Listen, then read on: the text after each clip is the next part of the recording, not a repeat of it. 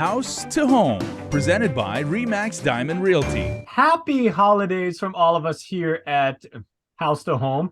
I'm Jason Salas. That's Gina Campos over there in the friendly confines of her Hagatnya office. And Liz Duenas is in the great Northwest right now. You are transitioning back home, but you're in Seattle right now, whereas I can see by your getup, it's very, very cold. So half a day to the 206. Half a day from the snowy weather of Seattle. No. All the homes are covered with snow right now. Ooh, the white shroud. Oh, well. Yep.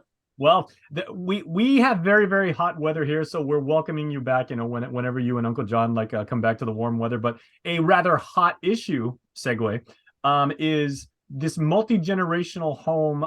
Gina, you actually brought up this topic. This is kind of your baby this week. But multi-generational homes have always been such a big part of almost like of the Guam experience, because we've got such a familial centric structure and everything. But you're actually bringing to light some perspectives that not a lot of people would maybe consider about maybe both pro and con about what could happen with multi-generational households, right? Well, we wanted to discuss it today just because, we can see that in the future, it's been happening for the last year, but we can see that this is going to be a critical need issue. There's a lot of families here who can't afford to separately rent on their own or purchase on their own. And what we want to talk about are the families that are trying to buy a home that has maybe a studio attached to it, or on their existing property, they have the ability, the means to build a studio, so that maybe maybe my son might want to move in and I want to build a studio attached to my home. Mm-hmm. So my son and his family could live there. And this is for economic reasons, right? They just can't afford to rent what's out in the community or buy what's existing, or maybe the interest rate has pushed them out of the market.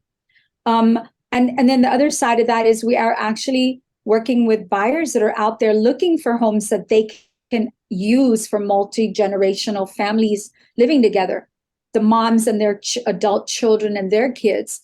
And we want to kind of, bring that up, because I think this is something that we encourage, and I think Liz and I need to call the people at the legislature, the people that got elected, and start talking to them, because it sounds like an easy solution for our local families. But unfortunately, the way our laws are designed here, it's very restrictive. And it sounds like an easy fix, but in reality, it isn't that simple right now. So we want to bring that to everyone's attention. Yeah, Liz, what makes it so difficult, I guess, from a public policy standpoint? Because either, if you have to extend build, because a lot of people say okay, well, I have an outside kitchen, which many people here do. But at what point does it stop being an outside kitchen and become like an extension or an actual house attached to a house? Well, there are homes out there that people have extended and either have rented it out or have had additional family members in. But because of our current market condition and the rise in interest rates, as Gina puts it, people are looking for homes. So if, let's say, a family of two siblings and their individual families, but just remember, first of all, culturally, we take care of our elderly. Mm-hmm. So if I'm looking for a home, and then I can't afford it, then I may drag in my mom and my dad to sign on the loan, as well as a sibling, so that three of us, for example, could have a home where three families can live. So there are a number of things that could happen if I bought a home and three families, separate families, are living in the home.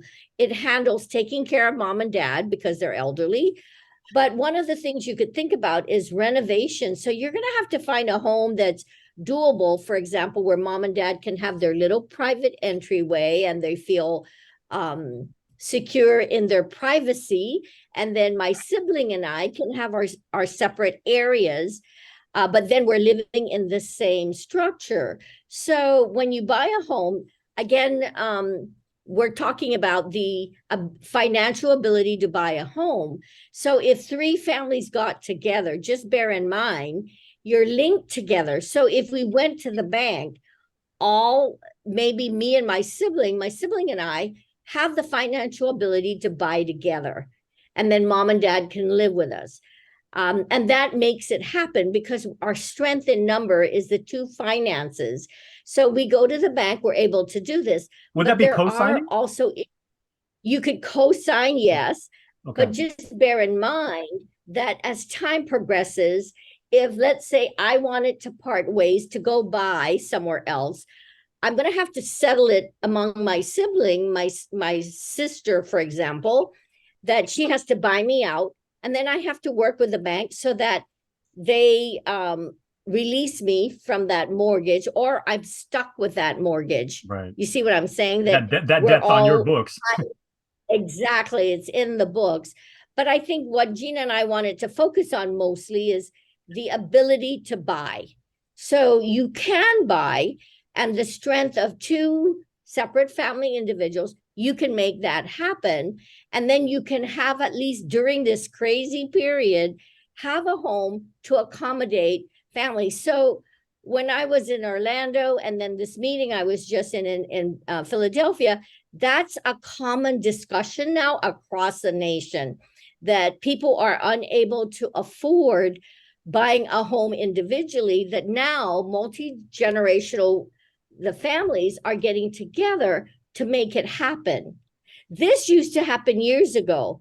And then, of course, that changed. But now it looks like we're going back to that trend, because you can't, right now, it's difficult to afford the current prices at the basic income people are making right now. So Gina, obviously, so it's really important. Oh, sorry, Liz.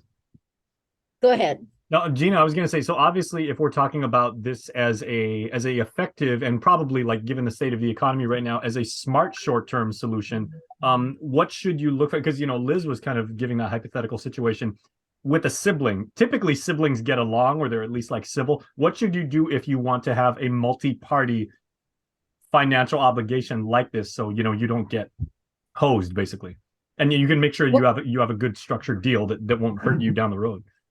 Well, Liz is talking about the financial, the means of actually getting the loan from the bank and what that entails. And of course, every solution has pros and cons.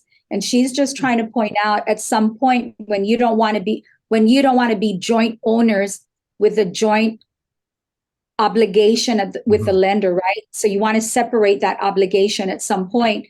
So bear that in mind. There's going to come a day where you don't want to own it together anymore, and you need to plan for that. But on the short-term basis, we see this as an option, or we see this as a solution that many families are going to look towards to solve their living situation right now.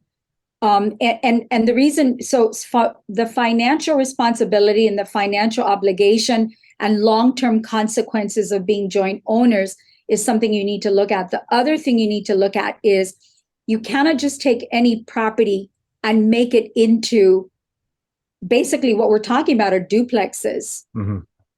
If you look at these units, you're looking at duplexes or triplexes.